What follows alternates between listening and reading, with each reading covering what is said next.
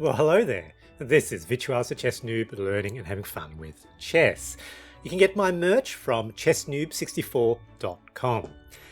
Now, today I had an absolutely magical game of the Vienna Gambit. I recently showed you a game where it was almost perfect. This one was magical. I had some brilliant moves and some really interesting positions, particularly towards the end.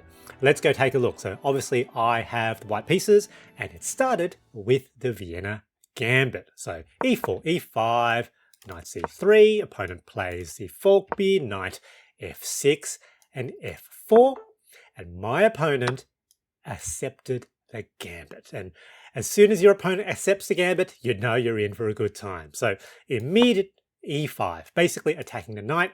The best move for black here is knight undeveloping back to g8.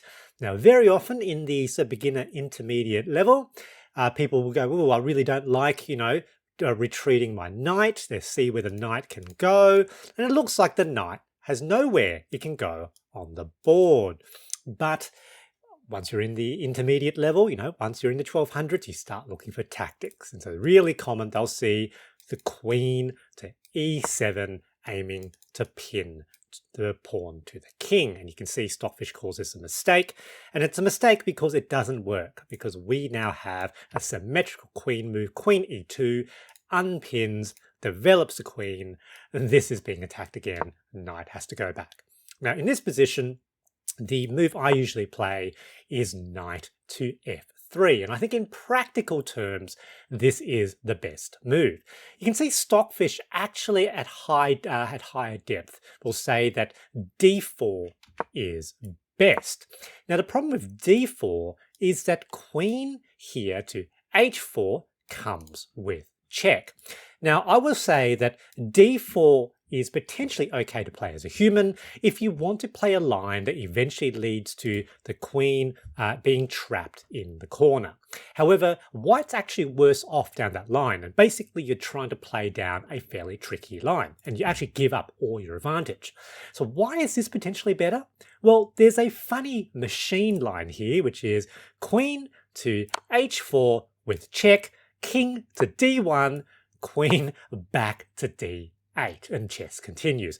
Look, I just find that to be a completely weird approach. I suppose, black is completely undeveloped here, and you can now capture, but this is a pretty weird line to play. So here I would normally recommend the knight. And basically, knight prevents that check. Nice normal position. Chess continues.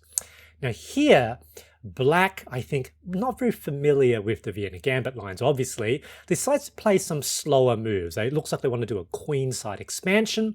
Their best move actually is to potentially develop that knight, or they could immediately push d5, trying to take some control of the center, or move the queen to e6. Here, I decide to push d4, which of course opens up for my bishop to collect back that pawn.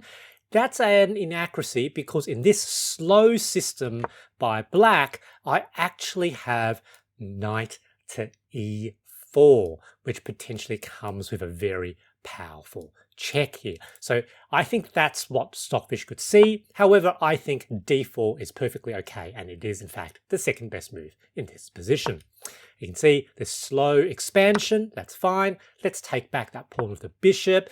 They now develop the bishop, attacking the queen. I thought that was very interesting. I thought for a while, and I couldn't see any reason why I couldn't put my queen in the center. It's not under attack, because of course I can just take. So queen to e4. Here they decide to trade. I didn't see that could possibly be good.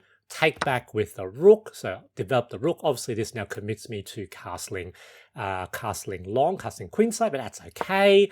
They bring the queen out here, potentially with a fork, I suppose, of the knight and the pawn. But I've got long castles. I was going to do that anyway, and I'm perfectly okay. They develop their knight down this side. I can see they're trying to launch an attack, and in this position, I actually thought for a while.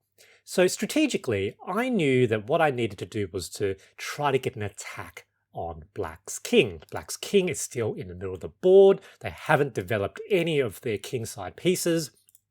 And with this here, I don't necessarily want to play along the queenside. I don't want to necessarily break open these pawns and have them forming a battery down, for example, the B file. So I thought for a while, and I eventually thought, maybe here, and I've got a double attack on that H7 pawn. But then I saw an even better idea.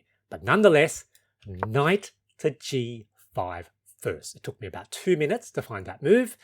Now here, Black thought for a while, they thought that I was attacking that H pawn, which was initially my thought, and so they decided to block that with G6. You can see that's an inaccuracy.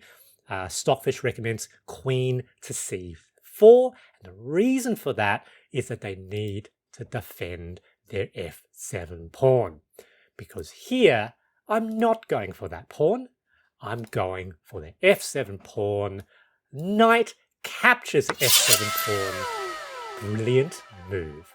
I'm going to sacrifice my knight, and that now pulls the king onto the F file. There's a potential discovered check anytime I move my bishop, and I've punched a hole in Black's king's defenses. The king can no longer escape by castling. It's stuck here.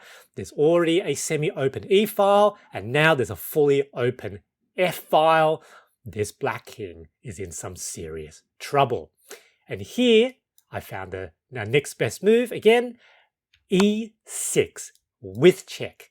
Why would I do that? Well, basically what I saw is that they were probably going to take back. That then comes with check. King can no longer defend the E6 square.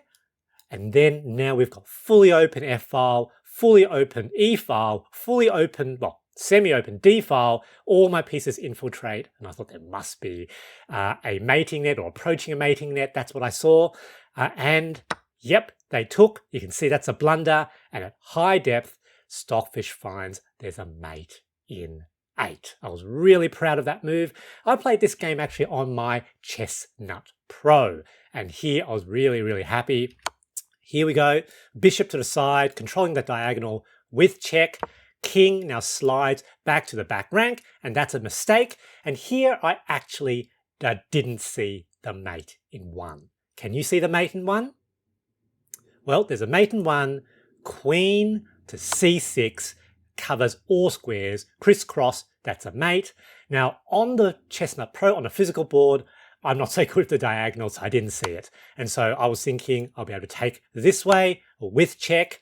Now king is in a lot of trouble. They decide to block with the knight. I thought that made a lot of sense. Double up. Rook D8. They try to bring that sort of rook across. Maybe they were thinking of an attack there. It's just not fast enough. Basically now I've got second brilliant move. I sacrifice my rook. Now what was the idea here?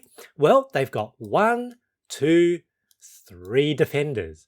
But I could get rid of one of the defenders by capturing with my rook. So sacrifice my rook, they take back, and now mate is basically assured. Now, the best way to mate here is actually queen captures the knight with check, forces the queen to take back, and then rook captures mate. So that's the cleanest mate, but in here, I decided to play this way. Bishop captures, and here they don't really have much options. Actually, they could play sort of knight back here to attack my queen, but they decided to take that instead. Maybe they were thinking there was a potential mate here, but in fact, any move, well, if I move my bishop to any square, basically there's a discovered checkmate. And here, 1, 2, 3, 4, 5, 6, 7, 7 different checkmates. Have you ever seen that before? I just eventually just chose one. Mate, good game, GG. The big takeaway in this game is to think tactically in the middle game. Now, of course, material is important, but also think about the purpose and the function of each piece in a position and attack. I hope you enjoyed this video, and thanks for watching.